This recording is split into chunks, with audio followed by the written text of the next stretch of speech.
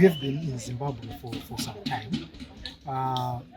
What do you have to say about Zimbabwe? You were in the forest this other day. What is you like so far about Zimbabwe? I have to say, so far, Zimbabwe is a beautiful country. Just driving through the streets, you see lots of wildlife, you see lots of kind people that always smile at you and wave.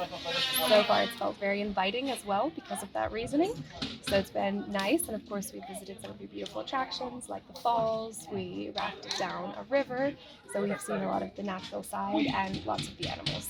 So a combination of a lot of different beautiful and inviting factors. When you go back to the US, what kind of message are you carrying? I want to communicate the message that people shouldn't be intimidated and that they should open their minds and come visit and see what it's like for themselves, but also to do it in a way where they can give back and be open. Before you come to Zimbabwe, probably you could have heard something about Zimbabwe. That you have heard about Zimbabwe and what you saw on the ground. Can you compare the two?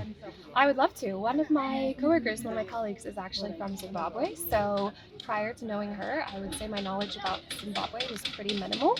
I knew obviously about Victoria Falls because it's a major tourist attraction, and I knew it was in Africa. And aside from that, my knowledge is very limited. Since meeting her, I've learned a lot about language, culture, traditions, and since being here, I've gotten to see a lot of those things firsthand. There is a Zimbabwe that is often projected by some international media houses, and the Zimbabwe you saw on the ground. Can you compare the two? I'm sorry, can you repeat the question? I'm saying there is a Zimbabwe that is often projected by some international news agencies or some international media houses, and probably what you saw on the ground. Can you make a comparison?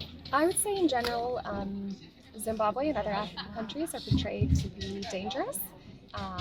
And as I think from what I've seen being here, it's not a dangerous country. The people are very loving and kind and helpful, and they will look out for you just to be intelligent. It's not your own backyard, but like, you don't have to be intimidated or scared by it. You just need to be open. I also think we see it portrayed as poor and uneducated, and that's most definitely not the case. Almost everyone we've met has spoken English, been very kind and courteous, and willing to help and clearly educated. In the news you may want to say that I didn't ask.